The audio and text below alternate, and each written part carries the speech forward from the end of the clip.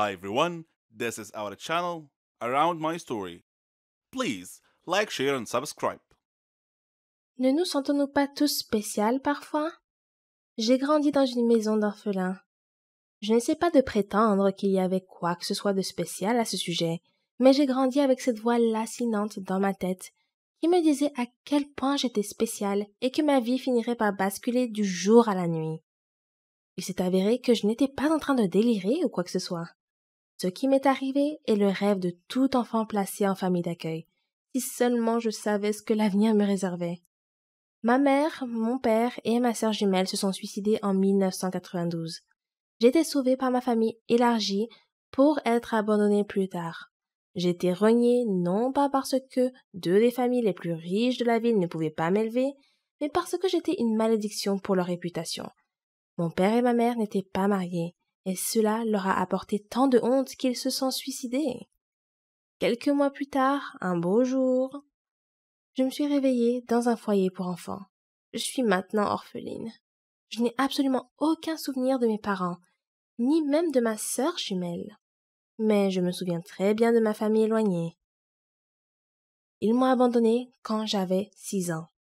Mon oncle est un homme d'affaires extrêmement riche. Il n'a jamais été vraiment méchant avec moi. En fait, il m'a placée dans ce qu'on peut appeler une maison de luxe. Bien qu'il ait promis de me rendre visite tous les week-ends, il ne l'a jamais fait. J'étais placée dans une chambre de taille moyenne avec 4 autres filles. Rosaline, Claire, Bella et moi, Rachel.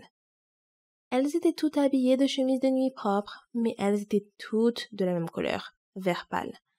Madame Milton, notre tutrice, m'a donné une robe similaire enfilée. J'avais l'impression d'être admise dans l'armée des enfants. Nos cheveux étaient toujours attachés en un chignon serré. Nous nous ressemblions toutes. Madame Milton n'était pas la personne la plus gentille que l'on puisse rencontrer, mais elle n'était pas méchante non plus. La maison était divisée en 2 sections. Une pour les garçons et une pour les filles. Le seul moment où nous rencontrions les garçons était dans le bâtiment extérieur, qui était une sorte d'école. Nous suivions quelques cours chaque jour, et pour être honnête, nous avions de bons professeurs. Je m'assieds toujours à côté d'un garçon qui s'appelait Nate. Je le trouvais super intelligent, et il m'aidait toujours à faire mes devoirs de maths, car les chiffres n'ont jamais vraiment été mon domaine de prédilection. Nous avons fini par devenir de bons amis. Chaque fois que je retournais dans la chambre, toutes les filles étaient trop occupées avec leurs jouets. Et elles étaient toutes déjà de bonnes amies. J'avais l'impression d'être une étrangère. Cependant, quelques mois plus tard, je suis devenue l'alpha du groupe. Ne vous méprenez pas, ce n'est pas une histoire à la Oliver Twist. On se faisait tout le temps des farces. Et on riait bien. Je veux dire, qu'être dans une famille d'accueil n'est pas exactement des vacances, alors nous tirions le meilleur parti d'une mauvaise situation. Quand les filles s'endormaient le soir, je faisais semblant de dormir jusqu'à ce que Madame Milton se soit endormie elle aussi. Ensuite, je regardais par la minuscule fenêtre et je commençais à compter les étoiles une par une. J'en ai nommé une après mon père, une après ma mère, une après ma sœur et enfin, une après Nate. Je restais debout toute la nuit, rêvant jusqu'à ce que je m'endorme. Madame Milton nous réveillait vers 6 heures du matin pour prendre le petit déjeuner et aller en classe. Cela a duré comme ça pendant des années et des années. Les jours se ressemblaient tous, sauf le week-end, qui n'était pas vraiment un week-end. Cela signifiait seulement que nous avions le droit de manger du dessert. J'ai toujours été une petite fille extrêmement curieuse. Et si Nate et moi sommes devenus si proches, c'est parce qu'il était curieux lui aussi. Nous n'avions aucune idée du monde extérieur.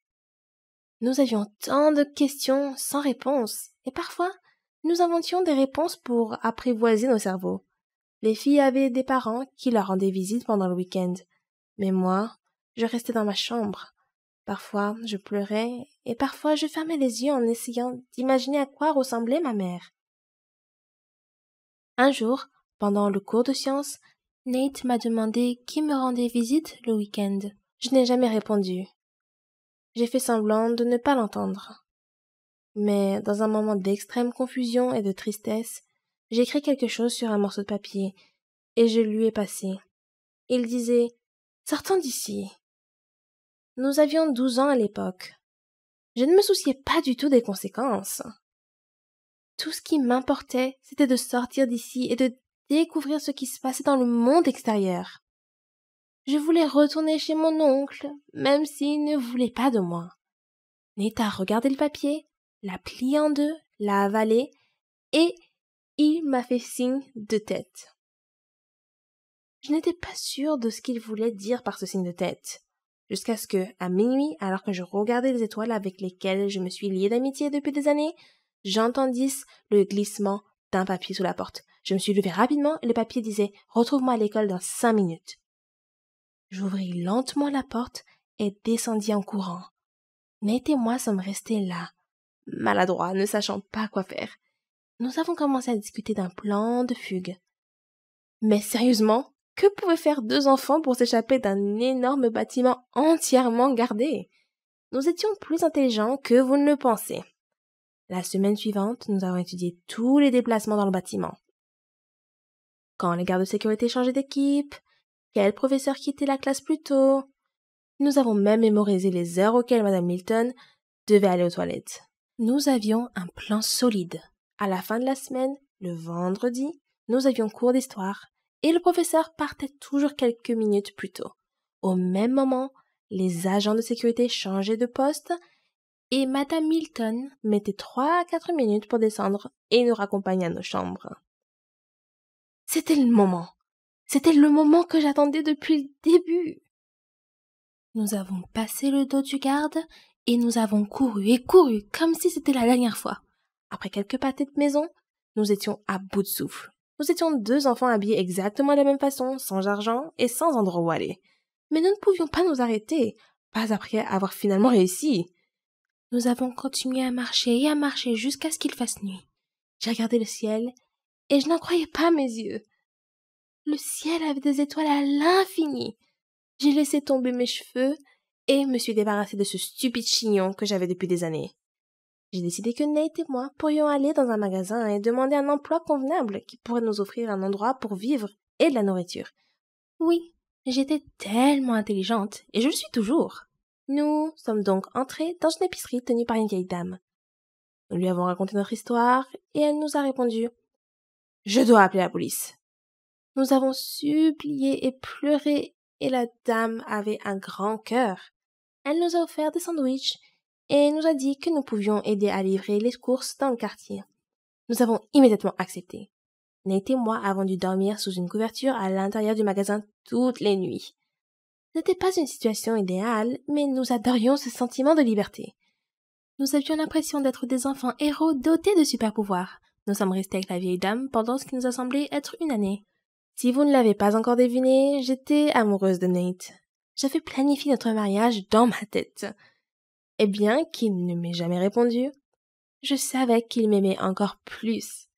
Un jour, nous avons entendu la vieille dame parler à un officier qui cherchait 2 enfants perdus. On a pris tout l'argent qu'on pouvait et on a couru par la porte de derrière. Je sais que c'est inconsidéré de voler la femme qui a subvenu à nos besoins, mais il n'y avait pas d'autre moyen. Nous avons rapidement arrêté un taxi et demandé au chauffeur de conduire le plus loin possible. Il nous a jeté un regard bizarre, mais lorsque nous lui avons montré l'argent, il a commencé à conduire. À ce moment-là, Nate m'a pris la main pour la toute première fois et m'a dit « Ça va aller ». J'ai senti mon cœur fondre sur le sol. Mais le bruit de la circulation m'a ramené à la raison. Le chauffeur de taxi conduisait bizarrement, mais aucun de nous n'était vraiment familier avec la conduite. Donc nous n'avons jamais vraiment fait attention. J'ai regardé Nate et j'ai dit « Nous devons trouver mon oncle. Il est riche, il peut nous aider. Tu peux te cacher dans ma chambre ou il peut même nous adopter. Je ne sais pas. » Ma voix était tremblante. Nate a répondu « Hé, calme-toi. Je te promets que tout va bien se passer. Rachel, nous sommes ensemble, c'est tout ce qui compte. Et je vais t'aider à trouver ton oncle. » Je n'ai pas entendu le reste de ces paroles.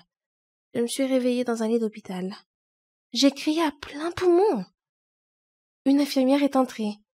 Et j'ai demandé « Qui êtes-vous? Pourquoi suis-je ici? Je dois partir tout de suite. Où est Nate ?» L'infirmière m'a donné un comprimé et de l'eau. Elle m'a dit « Calmez-vous. Vous allez vous en sortir, votre ami va bien. Vous avez eu un accident de voiture. Quel est votre nom? J'ai repoussé sa main et refusé de prendre la pilule. Je lui ai répondu: Je m'appelle Rachel et je dois voir mon ami tout de suite. L'infirmière est partie. Ensuite, un officier est entré. Il a commencé à poser des questions et j'ai continué à demander à voir Nate. Je n'ai jamais répondu à aucune de ces questions. Je lui ai demandé de rappeler l'infirmière et elle est venue. Je lui ai demandé de m'aider à m'asseoir droit parce que je sentais à peine mes jambes. Peut-être avais-je dormi trop longtemps. Elle est restée plantée là. J'ai baissé les yeux et je n'ai pas de jambes. Que s'est-il passé? J'ai demandé. L'accident est survenu, Rachel, a répondu l'infirmière. Maintenant je suis une orpheline infirme? Non, ça ne peut pas être vrai. Je ne sais pas pourquoi, mais j'étais super calme. Qu'est-il arrivé à mon ami? Il va bien. Où sont tes parents? J'ai fixé le plafond blanc et je n'ai rien répondu. Je ne sais pas comment, mais le lendemain matin, l'officier m'a réveillée. Je lui ai raconté toute l'histoire et j'ai décrit mon oncle et son nom de commerçant. J'avais besoin de toute l'aide possible, mais personne ne me disait rien sur Nate.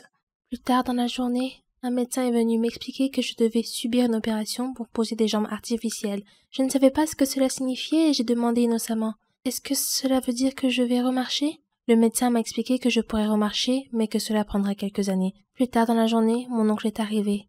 J'avais un torrent de sentiments contradictoires, mais mes yeux étaient vides. Je ne pouvais pas verser une larme. La première chose qu'il a dite, c'est: Pourquoi t'es-tu fait ça, chérie? Il a osé m'appeler chérie et me reprocher ce qu'il avait fait lui-même. J'ai souri à moitié et j'ai dit: Le médecin a dit que je marcherais à nouveau. As-tu des nouvelles de mon ami? Il m'a dit que Nate avait une commotion cérébrale et était dans le coma. Et c'est là que mes yeux de glace ont fondu. Je me sentais coupable. C'était moi qui l'avais fait fuir. Si je n'avais pas été là, il aurait peut-être été en bonne santé maintenant. Oncle Todd, tu peux appeler le médecin pour moi? Ai-je demandé. Le médecin était très compréhensif, même s'il n'avait pas une idée précise de ce qui se passait. Il m'a expliqué que Nate irait bien. Et je l'ai cru. Mon oncle a payé pour mon opération, et pour le séjour de Nate aussi. C'est déroutant. S'il avait un si grand cœur, pourquoi m'a-t-il envoyé dans une famille d'accueil? J'ai perdu le fil des jours. J'aurais voulu être de retour à l'orphelinat, assise à côté de Nate pendant qu'il m'aidait à faire mes devoirs. Un mois plus tard, Nate allait mieux. Je l'ai vu quelques fois, et j'étais capable de faire quelques pas avec l'aide des infirmières. Mon oncle me rendait visite de temps en temps, et je voyais bien qu'il essayait de se faire